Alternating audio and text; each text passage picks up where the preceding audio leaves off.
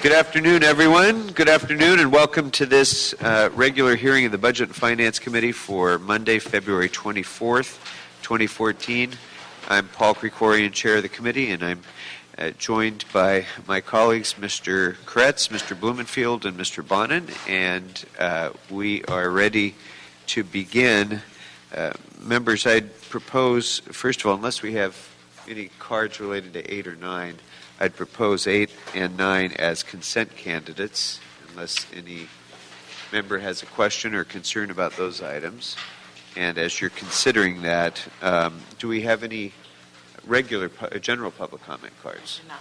All right. Then we'll go ahead and close general public comment for this meeting. We have 2 closed session items. Is anybody here planning to comment on items 1 or 2, other than those who will be in closed session with us? So I see no hands going up, so we'll close public comment on items 1 and 2. Members, as to items 8 and 9, may we proceed with those on consent?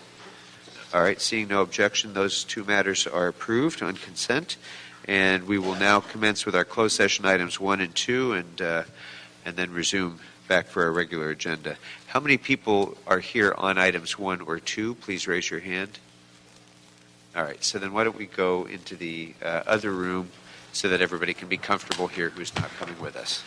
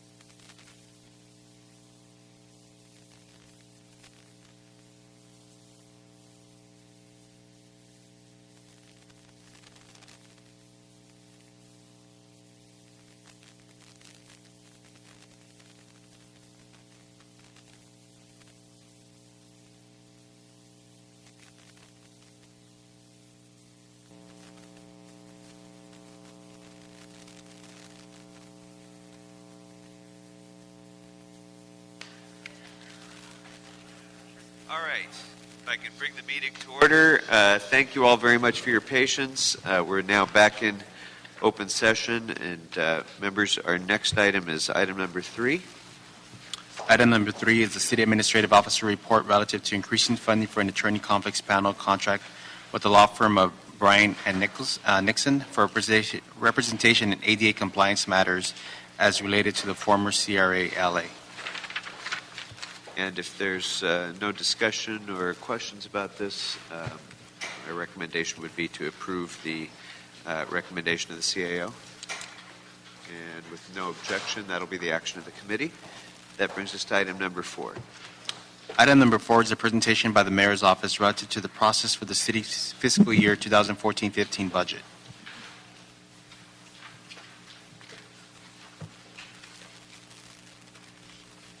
Come on up.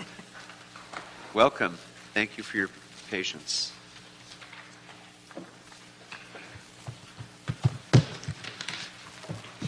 Good afternoon, Mr. Chairman. Good afternoon and welcome. And members of the Budget and Finance Committee. Rick Cole, Deputy Mayor for Budget and Innovation. To my left is Matthew Crawford, who is borrowed from the Planning Department to head up this year's Mayor's Budget team, and Jacob Wexler, who is the Chief for the Finance Unit in the CAO's office. If there were 2 words I would like you to remember today, the first is collaborative, and I think the fact that we're sitting here with the CAO's office and that we are sitting here with you is testimony to the idea that this is a collaborative process, and we'll talk more about that as time goes on. The second word is sobering. The reality... The word we're familiar with here in the Budget and Finance Committee, actually. And it has been sobering for me these last 7 months to come to grips not only with the city's financial challenges, but also the challenge institutionally of getting our arms around that. So we'll talk more about that. I'm going to move quickly through a presentation that some of you have already seen at one of our budget town halls. That's another dimension of our collaborative budget process. First is emphasizing that we are in a recovery mode. The good work done by this committee and the members of the City Council and the last administration in getting the city out of a budget crisis, which literally threatened the fiscal stability of the city, is one that we all recognize, and it's a good base to build from. It shows that Los Angeles can make the tough decisions needed to put the city on the path of fiscal sustainability. We are not yet at fiscal sustainability, and we'll talk more about that, despite the recovering economy.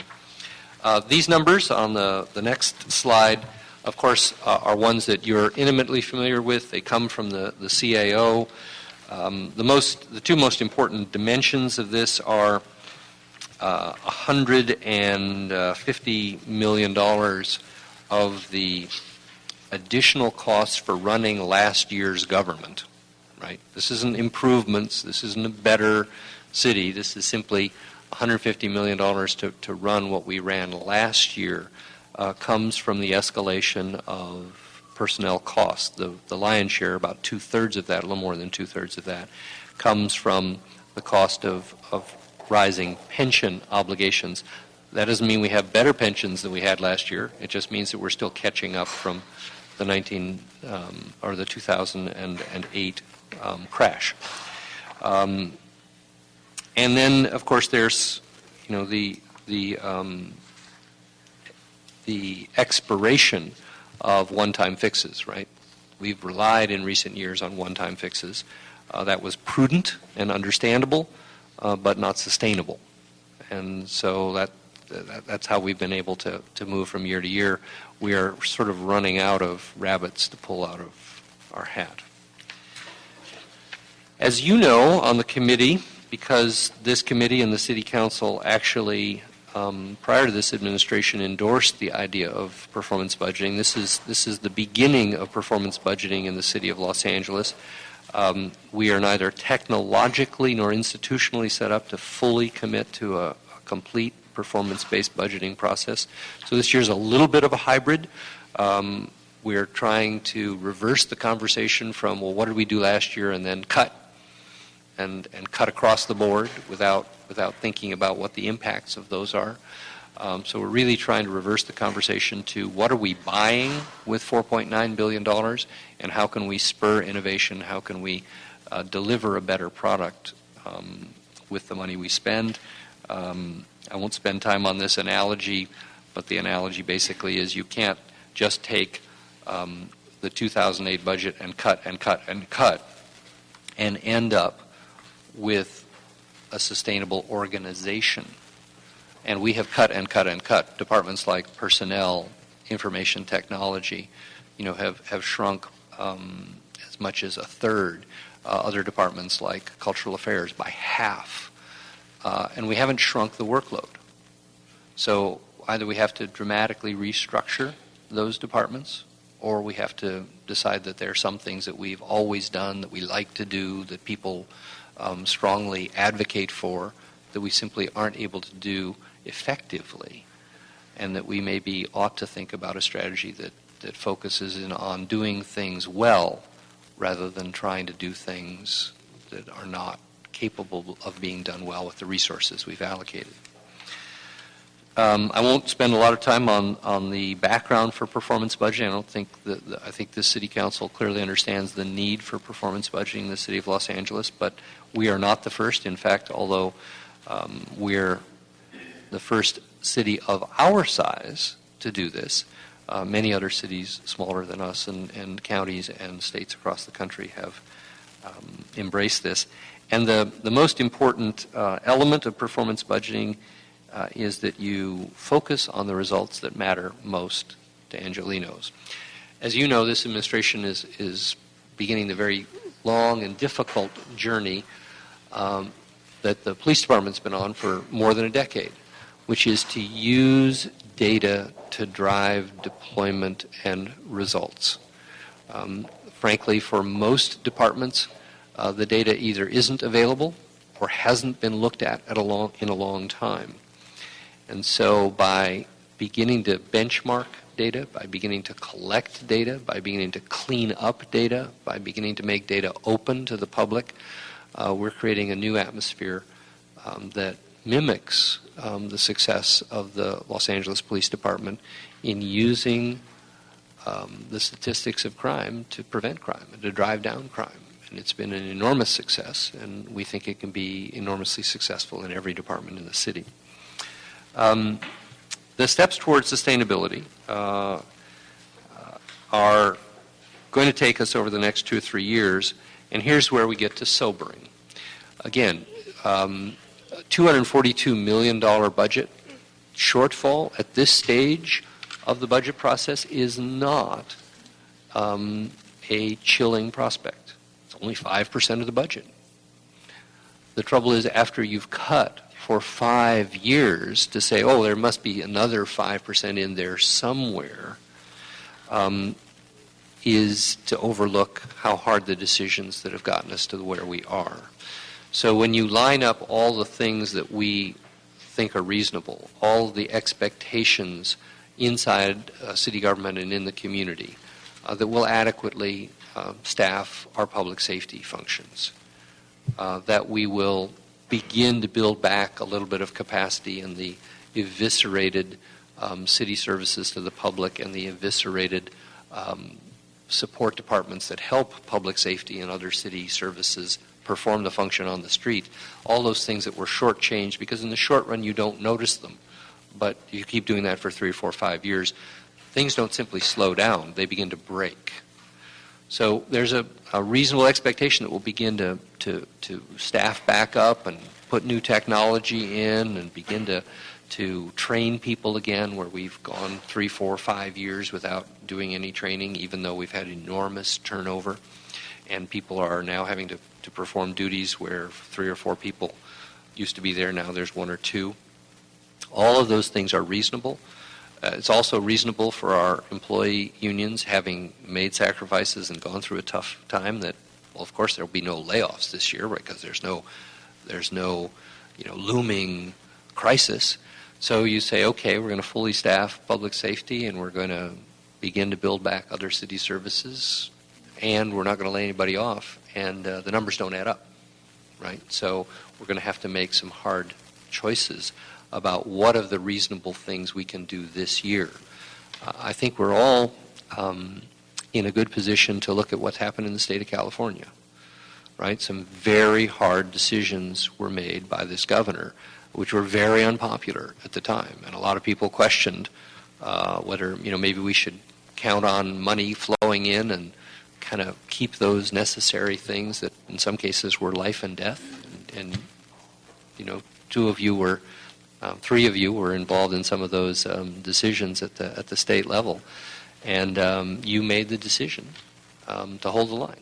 And the result is now your successors are enjoying the benefits of the hard line that you were able to take in the crisis. So we have 1 more year of kind of holding the line, and that will potentially allow the revenue to begin to catch up with the desire to begin to rebuild government capacity that all of us have and that the citizens have. The mayor has identified really consensus outcomes that reflect what he's heard from the council in his 12 years there and as president of the city council, what he's heard from the community and campaigning for a year, what he heard from the community in the listening tour during the transition period, and what you hear every single day. What's important to Los Angelenos? They want a safe city. They want a prosperous city. They want a livable city. They want a sustainable city. And they want a city that lives within its means. Those are all great. And the hard thing is to make the hard choices of how we're going to prioritize what comes first and what we're going to do without. The process has been that having identified those key priority outcomes, we assembled results teams to do some brainstorming about what are the best practices going forward. If we were starting a little bit fresh, not starting from can we get back to 2008, but looking forward to 2014, 15, 16, what's going to buy us the biggest bang for our buck? And those results teams included mayor's policy staff, departmental management and line staff, the CAO, and some of your council staffs, which is the first time that council staff have been involved in helping prepare the mayor's budget process. And we invited the CLA quite naturally, given their role supporting the council. They agreed to participate as observers so that they have the independence to, when the mayor's budget is presented, to be objective and to give you their best analysis.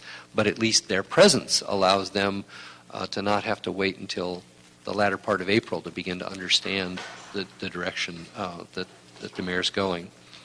I won't spend much time on the how we'll measure success, other than to say the first measure of success is that not that we produce an outcome that looks like the mayor's budget, not that we produce an outcome that looks like the city council's budget, but that the mayor and the council, neighborhood councils, and the community produce something called the city budget. What's best for the city. And that's why, despite the sobering challenges that we face fiscally, we're emphasizing collaboration. We really do think that this is solvable. We're just going to have to work together to find the ways to make it work. Finally, what I've been emphasizing throughout all of the budget process that began really in August of this year is this a marathon, not a sprint? We are aiming toward fiscal sustainability. We're not the most important measure of success this year is not that we get to a numeric balance at $4.9 billion. What's important is that we set ourselves up for future success by holding the line this year and making hard choices to prioritize what matters most and investing in the future.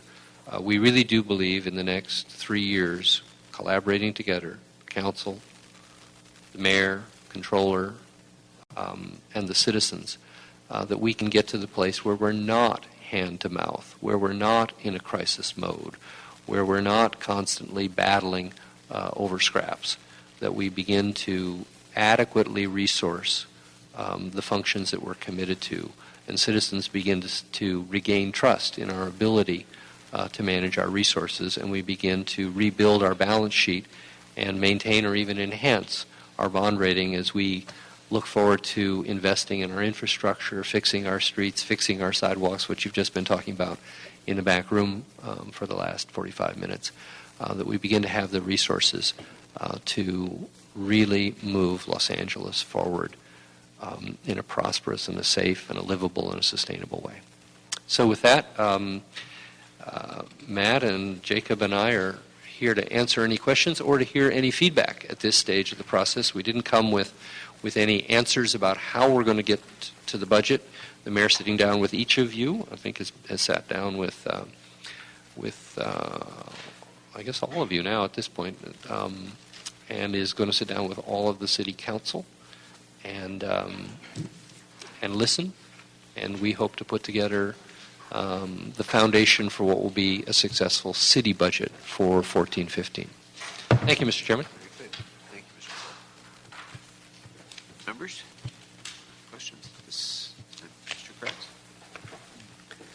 I mean, there are probably a million things that we could discuss, and some of which to discuss with the mayor. But just one thing I'd reiterate: I know when we were in our worst struggles financially, there were a lot of efficiencies that were identified, and a lot of them required technology, and we responded by drastically cutting our IT funding, therefore making a lot of those solutions not possible and never implemented.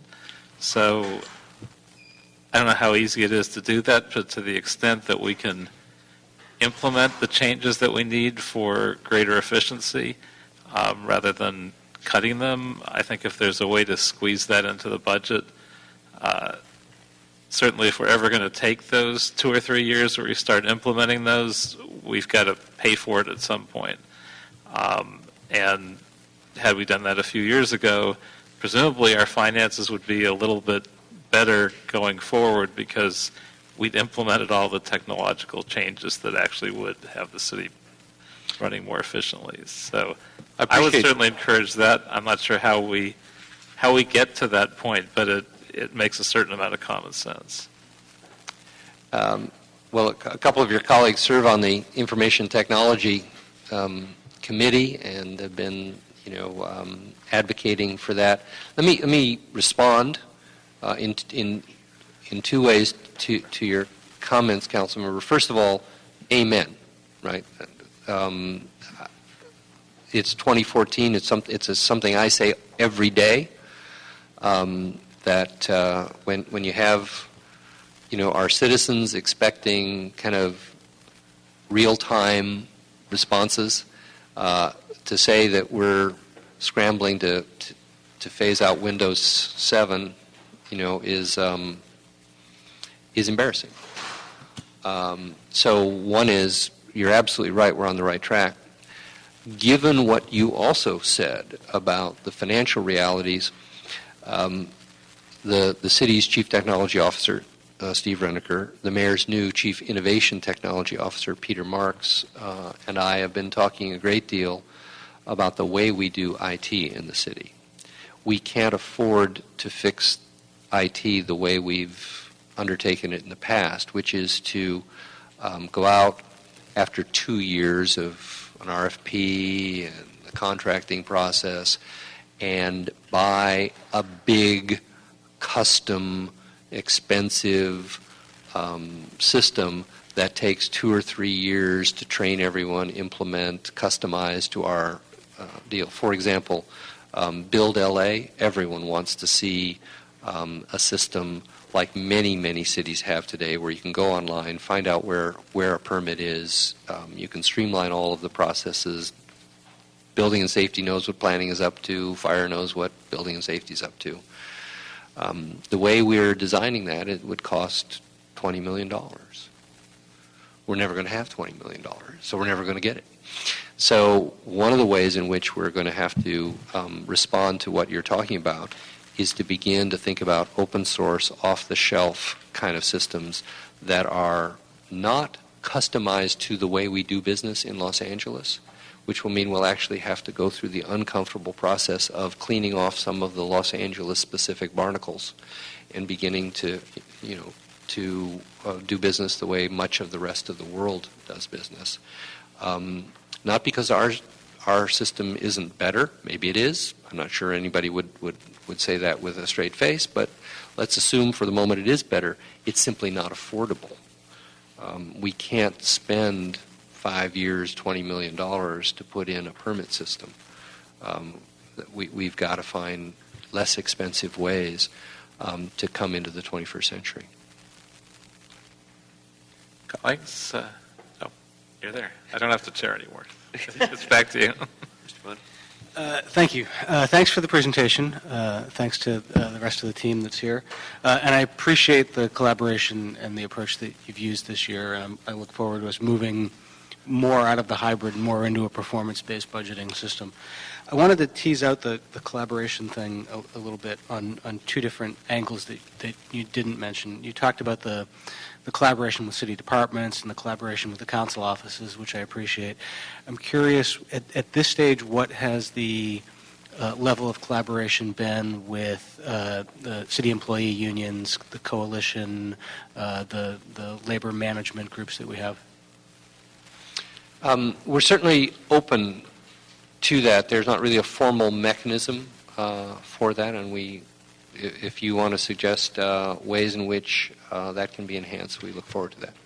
That would be a good conversation to have. In past years, as we've gotten into the thick of the budget process, there's often been a dispute between the CAO's recommendations and labor having other ways of achieving efficiencies or saved goals. And over the last couple years, the council has done, under this chair's leadership, a very good job of bringing them literally to the table in the process. But it happens so late in the game that it's hard to fully digest a lot of the ideas, and then they get put off for later referral during the year. So the sooner you bring them in, I think the better some of those ideas can get evaluated and brought into your system. The second group I'm curious about collaboration on is the private sector, and I mean particularly sort of the tech sector and the big thinkers here in Los Angeles on the iPads for Firefighters initiative, the pilot program that I've been doing that Mr. Blumenfield had in his committee a few weeks ago. We've been able to make great progress in thinking through how to do it because folks from the tech sector were really brought to the table. And there's probably no elected official in the city who has better ties with that community than the mayor. And I'm wondering if we're bringing in the folks who live innovation into our thinking about how to better innovate. We absolutely are, over a period that probably extends beyond the ability to have it have a meaningful impact on our April 14th budget target date. But absolutely, in all the points that I was making in response to Councilmember Koretz's comments, we see partnering with folks for open source, open data kind of solutions where we are crowd-solving some of these challenges rather than going through a very expensive single source, very, very customized kind of proprietary software that is obsolete, in 5 or 10 years. I think that's a great approach. Oftentimes by the time we go through the RFP process and pick a technology, what we've purchased is outdated by the time we get it to the user.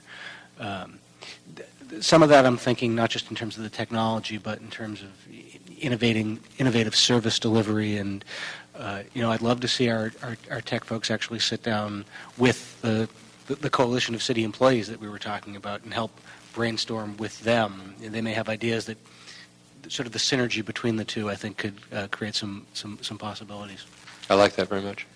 I wanted to also talk about metrics for some of the priorities, because we have such a big city that the metrics that work for a successful delivery in my district or Mr. Koretz's district are very different than they'd be in Mr. Price's or Mr. Weezar's district.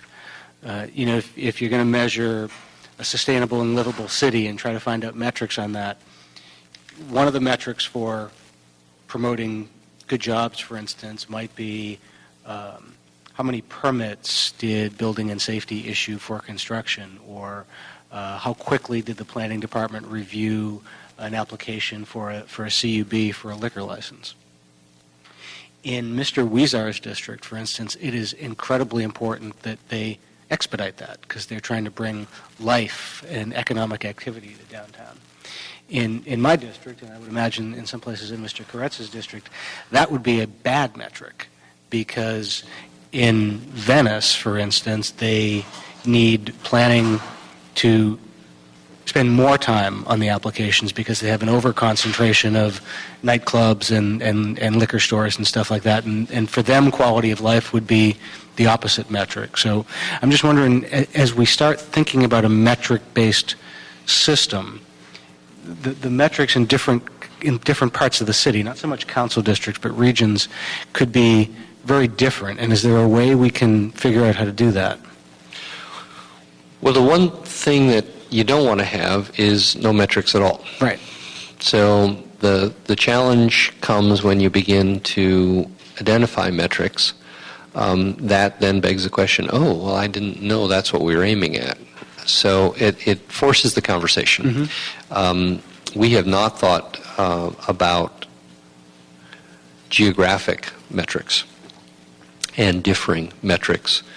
Certainly we recognize the diversity of the city, but what we found in the budget town halls, and we've had now in South Los Angeles. We've had them in the Valley and in Central, in the Hollywood and Central area of the city, and going to do one on the West Side and East Side next.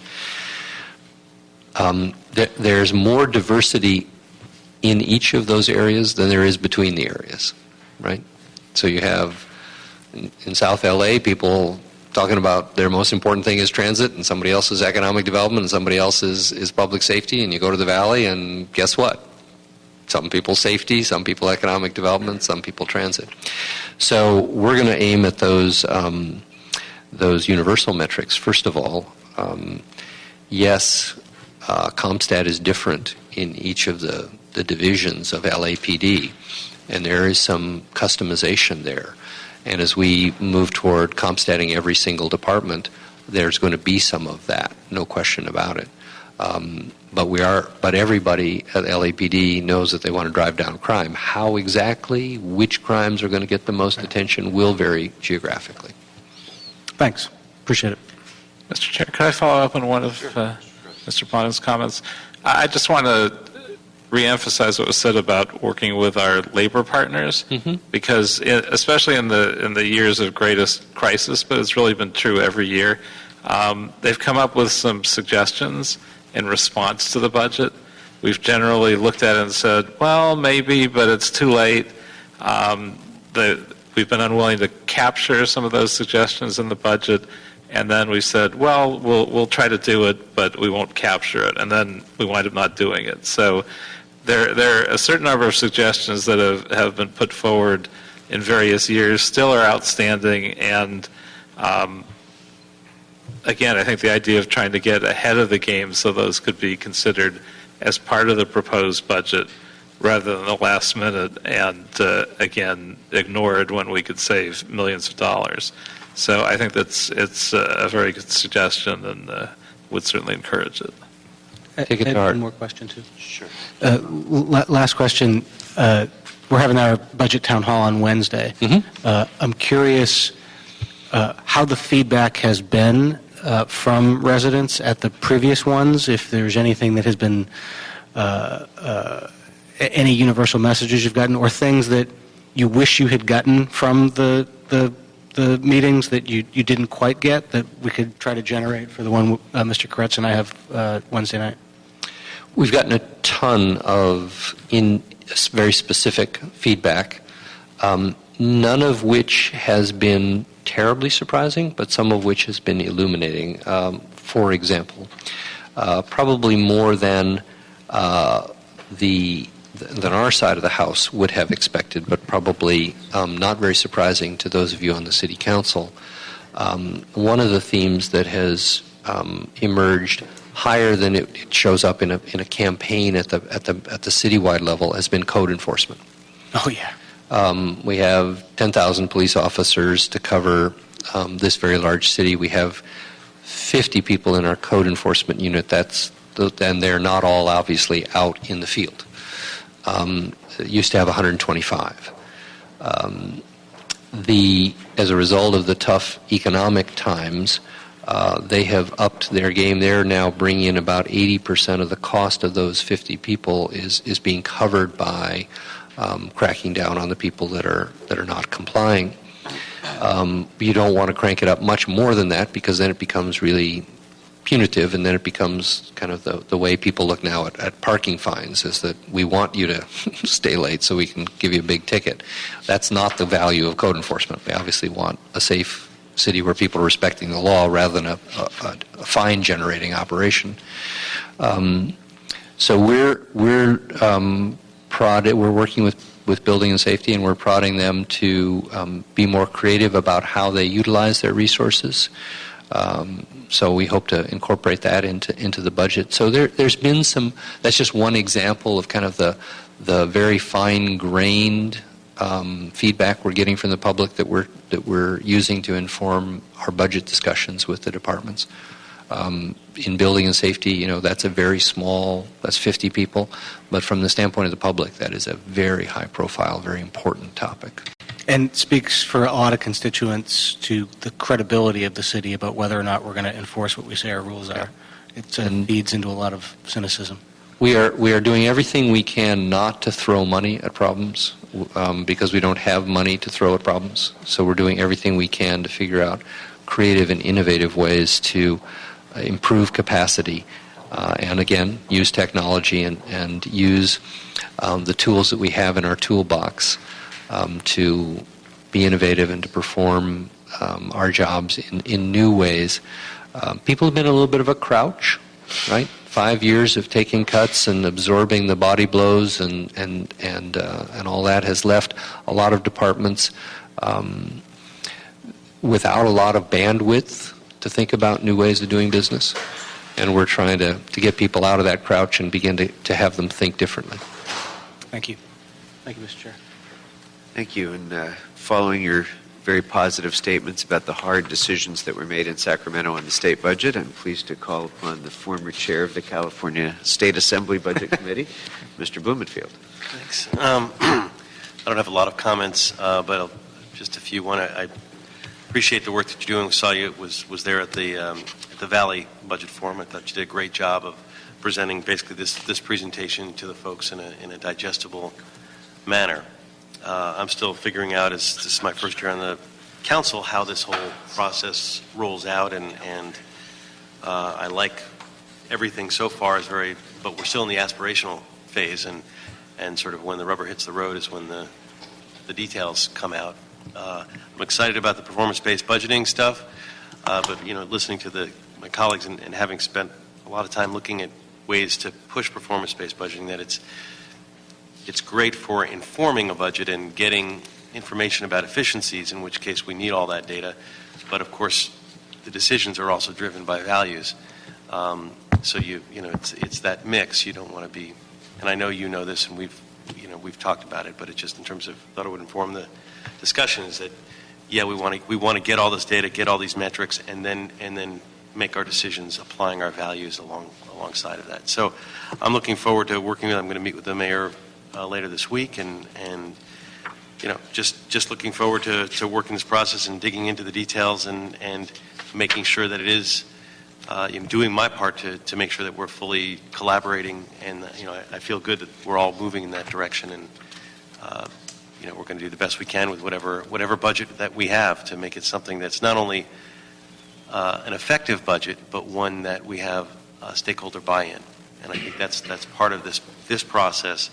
As well as the collaboration that we talk about, because a good budget is not only an objective thing in terms of getting things done, but it's very subjective in terms of how the stakeholders of the city feel about it. And that goes to the theme, really, of delayed gratification, right? We want to deliver the results of people. We want to improve code enforcement. We want to continue to drive down crime. We want to begin to address the challenges in our delivery of fire services. We want to have neighborhood prosecutors and the effective work they do. Every one of those things makes sense, and every one of the council, everybody on the mayor's staff, all the departments want to move in that direction. If we move too quickly beyond the growth in our revenue, and if we don't make offsetting cuts to make sure we stay within our means, then we end up in this constant hand-to-mouth, crisis mode, divisiveness of scrambling over inadequate resources. So if we can try to hold the line this year and only make the very most strategic investments that are going to have long-term payoff, then it's going to be a lot easier for you in subsequent years to begin to think about where once the revenue begins to exceed expenditures, where you want to invest it. But we're still in the period where expenditures of the status quo exceed our revenue growth. That's where we still find ourselves. We're a year or two out, but the tougher we are this year, in keeping with our values, the more we'll be able to really invest in our values in future years. Thank you. Mr. Cole, thank you very much. And I'm really excited about the new approach that the mayor is taking with this budget and your work and involvement in it. I've said many times that that a budget is not a spreadsheet. It's a statement of values. And we haven't done a very good job over the last few years of reflecting our values because we haven't been able to. And we've been in survival crisis mode since the first day I arrived here. I don't think there was a cause and effect relationship. I hope not, anyway. But it has been a very difficult 4 years, to be sure. And I think this approach that you and the mayor are taking and focusing on performance and performing based on what matters most is the way we, first of all, solve the rest of our problem in the most effective way, because we aren't nearly done in solving the problems. And I think it's going to, well, I know that it's going to be beyond this year before we solve those problems. But also it lays a great foundation, I think, for the rebuilding that we will do. In some respects, it's kind of like remodeling a house. The best way to build the new construction is by getting rid of a lot of what was left rather than trying to piecemeal it. We've now, unfortunately, been forced into the position of having to tear down a lot of the old house. And I'm looking forward to the day in a few years when we can start rebuilding a better house. But I can't reiterate often enough your final point that you just made. We're not there yet. This is not going to be the year that we start to restore a lot of services. This is not the year that we're going to have the sustainable balanced budget. We're just not. We still have $250 million problem to solve. And that's good news because it's not 1.2 billion, but still that's a real problem. And as you said at the outset, it's even the more so because of all we've been through over the last 4 years. So I just hope that our collective excitement about new leadership and a new approach and focusing on what matters and so on doesn't allow any of us to think that this is the time when we can start being a little bit lax about the things that we've been pretty tough about over the last few years. We're not there yet, and we're going to have to hold the line for a few years still to go. So, but this is absolutely a step in focusing us on what matters, and I really appreciate your being here and the good work you're doing, and thank you all for your hard work on this. And we want to thank the council members and your staffs for the contribution you've already made to the process and for the feedback we've gotten from you today. Thanks for the invitation, and we'll be back here quite a bit over the next couple of months. Imagine. Indeed. All right. Thank you very much. Thank you.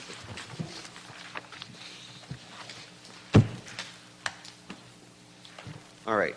I guess we don't even need to note and file it. It's an oral report. So that brings us then to item 5.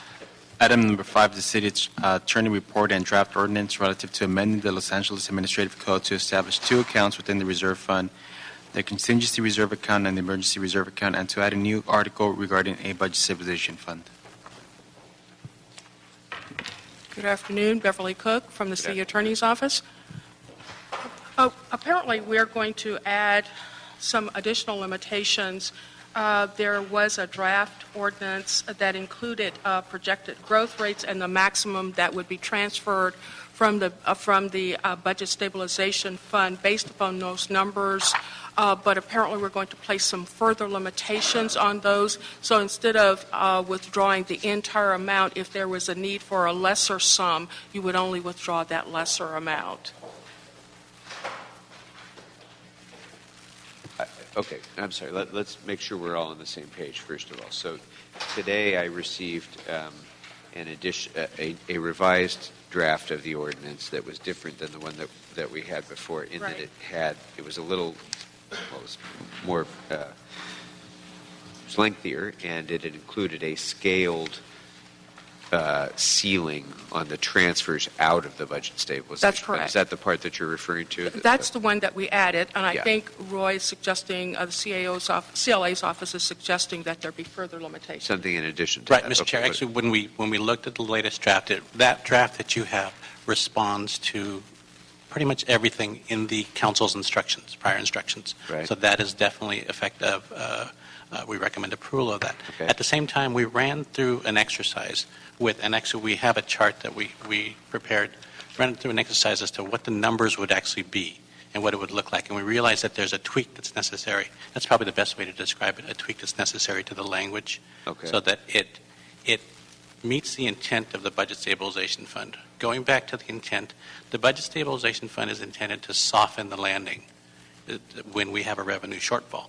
It's not intended to close the entire budget gap. It's intended when you have a revenue shortfall because of economic issues, then the Budget Stabilization Fund was intended to use that money for one-time expenditures to soften that landing. As you can see, based on a few scenarios using the 2014-15 growth estimates, if the revenues in 2014-15 grow at 2.9%, that would be roughly $99 million. However, the difference from 3.4%, which is the new trigger, the need, if you will, would be $17 million more. In other words, if it grew at 3.4%, it would be $99 million plus 17, which would be $117 million. And you keep going at 3%, the actual growth would be $103 million, but at 3.4%, it would be 13.78, and so forth and so on. As you can see from that, that would mean that you, in order to soften the landing, you would need to use, at a 2.9% growth, roughly 17 million. At a 3% growth, roughly 13 million. But with the caps that were included, and this is a little bit confusing, I know, that's why we tried to put it in the chart. With the caps that were included in the latest draft in response to the committee's instructions, the current Budget Stabilization Fund is $61.5 million. At 2.9% growth, the cap on transfers would be 25% of the balance in the Budget Stabilization Fund. That would authorize a transfer of up to $15.375 million. But what if the Budget Stabilization Fund was much larger? And that's what we're hoping for. Then that same cap would allow, let's say it's $150 million. Then the Budget Stabilization Fund, it would be allowed to transfer $37.5 million under the new 25% cap. And when in fact you only need 17.22 to reach your 3.4% goal. And it's the same situation in each one of these. In other words, you have a need to be held whole or to be softened, for the landing to be softened on revenue. And what the 25, 20, 15, 10, 5, and 0% caps, if they're applied to the current situation, it's very close. But when the budget stabilization grows, it would not be the same situation. So what we recommended was the language that's at the top of that handout that we gave, which is that when we have a transfer that's authorized, in other words, in situations where the growth is less than 3.4%, then the transfer should be authorized up to the incremental difference and not more than the cap. That's essentially what that language is. And that's sort of the tweak, as we mentioned, in order to effectuate all the different thresholds that the committee and the council instructed, at the same time to meet the intent of the Budget Stabilization Fund. Okay. So let me see if I can recap. The change from the last version of this ordinance, members you'll recall, was to try to put a scaled amount for transfers out of the Budget Stabilization Fund so that it wasn't all or nothing based on 3.4% revenue projections. That if it was a little less, that there would be a scaled amount. The additional change, as I'm understanding your explanation, is that, yes, we would apply those scaled caps, but if you needed less than that amount to bring you up to the anticipated 3.4% revenue projection that's sort of the running average. That's correct. That would be the cap. So it would be the lesser of the limitation that's stated in the ordinance and the scale on the scale, or whatever is sufficient to get you to a 3.4% revenue projection, whichever is less. That's correct. Otherwise, if it were otherwise, a future council might raid the Budget Stabilization Fund to exceed the anticipated revenues and essentially spend that money on ongoing, even though it's one-time money, on ongoing expense. That is correct. Okay. That makes sense to me, and that's a very clever and insightful catch. So thank you for that. Members, any questions on this? Mr. Bloomfield? Still, you can get to the 3.4%. Are there scenarios where you wouldn't be able to get to 3.4%? You'd be prohibited by the transfer cap? Yes, there are. In fact, I'm sorry. Go ahead. Yes, there are. But the intent, once again, is to soften the landing from the revenue shortfalls, not necessarily to close the entire gap. So, in fact, what we're trying to do is reach that 3.4% or whatever the recalculated amount is to reasonable threshold levels within each. So. But at the end of the day, this is sort of the guide. It's still, the council can always, notwithstanding. That's correct, sir. We can, if we felt like there was an emergency and we needed to get to that 3.4% for whatever reason, something was an earthquake, whatever, we can still go in there. We just have to make some additional findings. That's correct. In fact, the finding is in the current draft. It was in a prior draft. It's in the best interest of the city.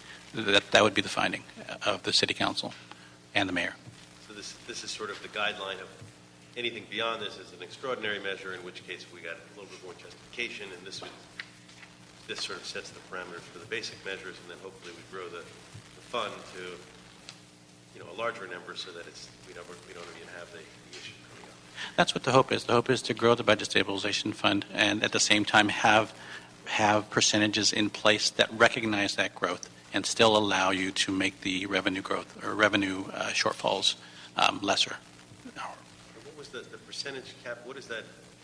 How did we come to those numbers? That was just simply, that's a recommendation from staff. The chair and the committee previously asked for interim caps, if you will. The initial Budget Stabilization Fund placed one limitation on transfers from the Budget Stabilization Fund, which is no more than 25% of the Budget Stabilization Fund in any 1 year. A scenario was raised, what if the shortfall was only 3.39% instead of 3.4%?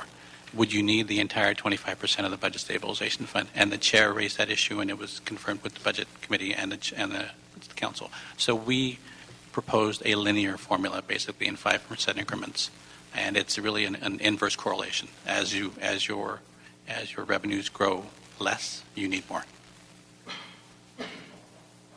Okay. Well, if there's no objection, we will go ahead and approve the ordinance as amended and advance it to council. So, thank you very much. Thank you all for your good work on this. And that brings us to item number 6. Item number 6, the city attorney report and draft ordinance relative to dissolving community taxing district number 4, Courtyard by Marriott and Residence Inn project, and creating the 901 Olympic North Trust Fund. Good afternoon. Good afternoon. I'm Miguel Dagger, Deputy City Attorney. And Sean Wickham with the Chief Legislative Analyst. And okay, so the council long ago approved the subvention agreement on this 2 years ago almost. The building is almost built, right, and ready to open. So why is it that we're coming now and changing the legal framework, if you will, of how the subvention is going to be implemented? We had these community taxing districts which were actually very complicated structures in order to implement the intent of the contract to provide the subvention to the developer. And it's been determined, the city attorney has done some research, it's been determined that this structure with this funding agreement here, both structures have a funding agreement, but this process here is much shorter, much more efficient, doesn't require the 6-month process associated with the community taxing district. And so this is simply when the council determines that a subvention agreement is appropriate for a project, then the formation of a special fund and setting up the special fund is a more efficient, more transparent way to ensure that the contractual obligation is met through the term of the subvention. Okay, so under the community taxing district approach, what was the special tax that was to go into the district? Yeah. A special tax would have been imposed. That tax would have been remitted to the city. The city would have used that to pay for facilities, and then once that happened, the hotel operator would have been entitled to a credit against the TOT. Right. But what would the tax? How was the tax determined? It was determined. It was measured by the amount of TOT collected, so they matched up. So instead, we did a conditional obligation, setting up a special fund, where we appropriate an amount equal to that same TOT into the special fund and remit it to the taxpayer, and then it's capped at half the net new. Right. So in the analysis, it says that no portion of this special tax has been assessed, paid, or collected. The reason for that is that there's been no TOT yet. Correct. Okay. So under this approach, what would have happened is a portion of the TOT would have gone as a special tax into this, and then some portion of it would have been spent on facilities, presumably to benefit the site. They would have equaled, actually, because it was measured by, the tax was measured by the TOT collected, so it would have been the same amount of money. And so under the approach that you're proposing before us today, instead of doing that, we're going to collect the TOT and then agree to make an appropriation back in a like amount for the same purposes. Correct. Yes, and we believe that's a cleaner, more efficient thing for this and for going forward for future deals as well. Okay. And so there's no general fund impact because we've already agreed to the subvention a year and a half ago, and this formula will result in the exact same amount of subvention as the community taxing district would have. Correct. Okay. All right. Members, any questions on this one? No? All right. Then without objection, it'll be the action of the committee to approve the recommendations. Thank you. Thank you. Thank you. That brings us to item number 7. Item number 7 is Los Angeles Housing Department and City Administrative Officer reports relative to formally recognizing $682,480 in settlement agreement proceeds resulting from a suit brought forth by the Attorneys General of 26 states against GE Funding Capital Market Services, Inc. Good afternoon. Good afternoon, council members. Rushmore Cervantes with the Housing and Community Investment Department. As Ben stated, this is a action to receive said funds that were derived from the state's attorney's general action against GE Capital. We were not plaintiffs in this case. We were just notified by virtue of the 26 states being named in this action. We were recipients of this said dollar amount.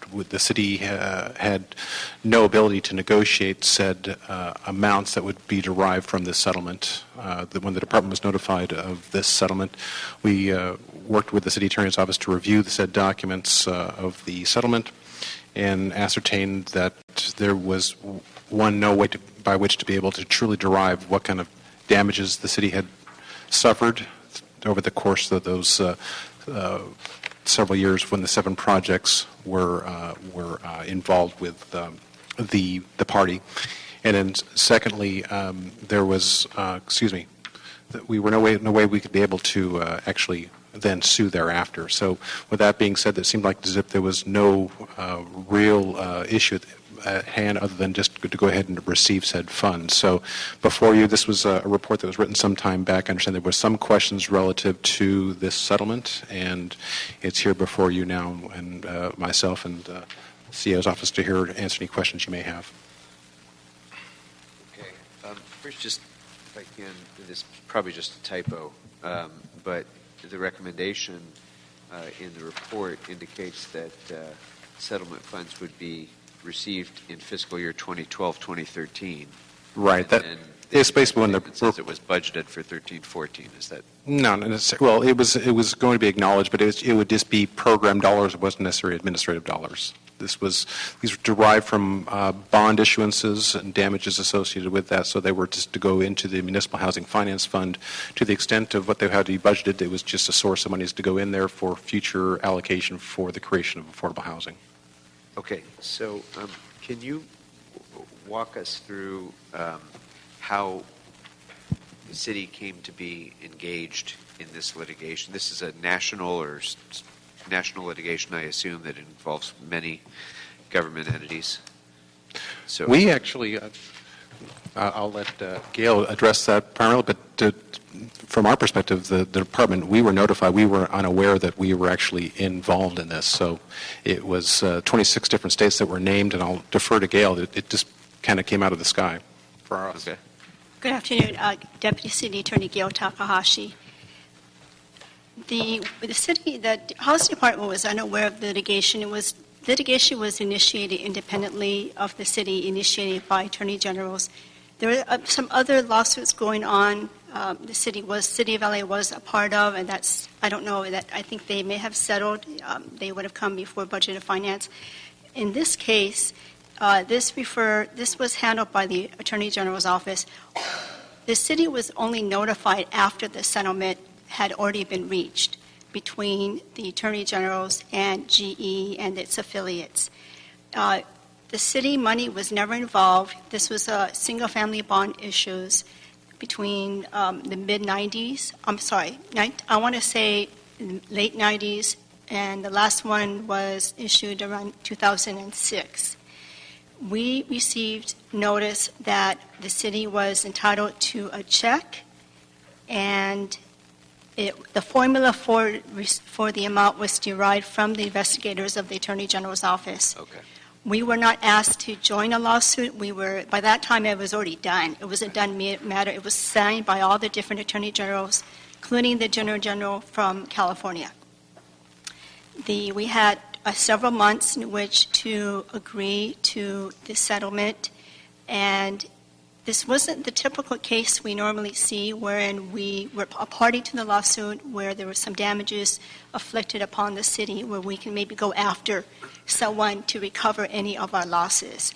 The money that stemmed from the bonds was money that was loaned from a financial institution to the city and basically held by the trustee in an investment account until the money was used to make loans to small mom and pops for their homes.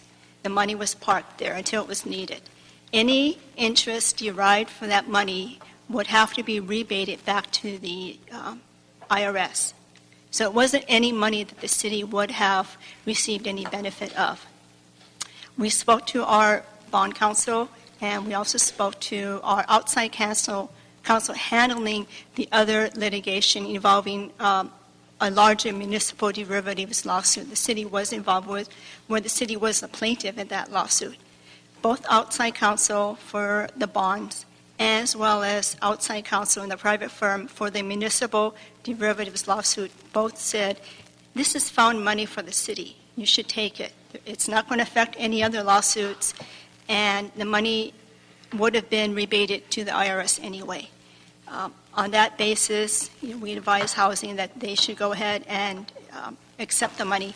I mean, perhaps in retrospect, we should have gone to the claims board and maybe introduced this, but since this was out of the norm, it wasn't a traditional way of receiving this type of claims check, we didn't.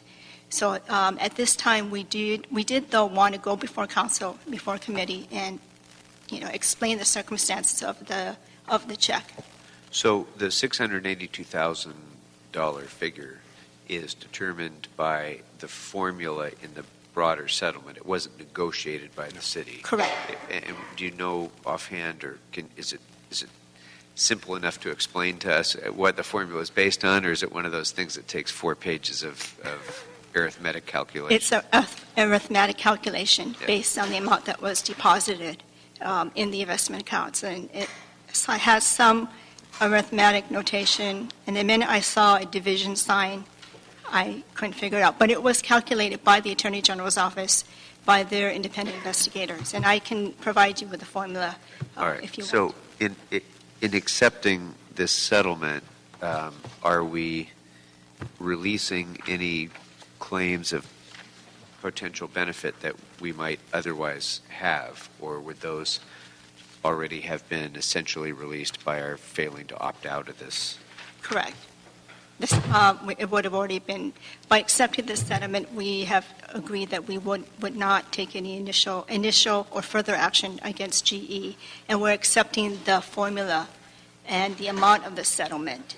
I guess put a different way, I think in kind of simple terms about litigation like this, is this essentially a class action which we would have been required to opt out of in order to preserve our individual, our unique claims as a city? I would say yes. So whatever claim we might have had is already subsumed only in this litigation. If we don't accept the settlement, we wouldn't have the ability to go out and file an independent claim. Yes. Yes, we would not. Yes, we would not. Okay. All right. Okay. And then what is the argument? Typically when we accept settlement funds, they're general fund revenues. What's the is this a policy decision, or is there some mandate that we that there's, the recommendation is to deposit it into the housing trust fund? That was the Housing Department, now HCID's recommendation, based on the fact that the settlement was derived from bond issues for affordable housing, and as such, with the limitations of available resources for the creation of affordable housing and the elimination of the redevelopment agency, it seemed a natural nexus to place those limited resources to where there's limited monies to create the affordable housing. Mr. Kretz? I just saw you reaching for your mic. No, no other questions. Okay. Thought about it. Mr. Bloomfield? I mean, great, we found money, we love that idea, and I remember all the stuff the Attorney General was working on. The last one has sort of puzzled me, though, in terms of the policy decision. You know, I want to see more money in affordable housing, so it sounds good off the natural, you know, off the cuff, but it does seem like that should be a policy decision that's... And it's still a policy decision for you, Councilman. This was a recommendation made by the department. It was submitted. There's a CA report that you have before you as well. This board can, commission can make its decision whatever it wants. Is before us right now. That's correct. I mean, we haven't vetted alternatives, or, you know, we're saying, okay, it's a good policy decision, and since we like affordable housing, it sounds good. But I guess I would like to see some analysis on the best use of this money. Well, I think we can do that. Is there any reason that we would be prescribed in accepting these settlement funds as general fund revenues? Is there any reason that that would be prohibited by the terms of the settlement or the facts of the litigation or anything? No. That being said, I agree, Mr. Blumenfield. I think we could certainly make the decision to make that appropriation, or make a greater appropriation or a lesser appropriation at some point during the budget process, but it seems to me that, as is typically the case with settlement funds received, they should be received as general fund revenues, and then we can make that assessment of relative priorities through the normal budget process. So that would be my suggestion, to revise the recommendation to that effect, and then to go ahead and accept the settlement funds. Any objection to that? All right. Then without objection, that'll be the action of the committee. Thank you very much. And that's our final item. I did close public comment, but as a courtesy, without objection, members, I'd like to invite Mr. McQuiston, our only public commenter, to come on up and speak. I just let it be noted, Mr. McQuiston, I just can't say no to you. Jim McQuiston. I'm sorry, I had to go to the doctor's, and No problem. I just got here late. No problem. I did want to say this. There's one thing, you know, I've been a management consultant for a long time, and I think the city is very tightly run. But the problem with the way it's run is there's nobody who's going to take control. It's so large let's say the planning department says, well, somebody else ought to do something about this. I mean, that's the universal thing. Someone ought to do something about it. Now, I've worked a lot with the Congress, and the Congress has a very strong committee in the House of Representatives that controls everything, almost, the budget. And I think the city has the same kind of committee, the Budget and Finance Committee, and I think it's up to the Budget and Finance Committee to start thinking and inviting people in their staff and elsewhere to figure out how we do things better. I can give you one example. I was looking at the zoning code this morning. In the zoning code, you can get a deviation, let's say, from the zoning, but you can't get it in this particular thing if it's within 1,000 feet.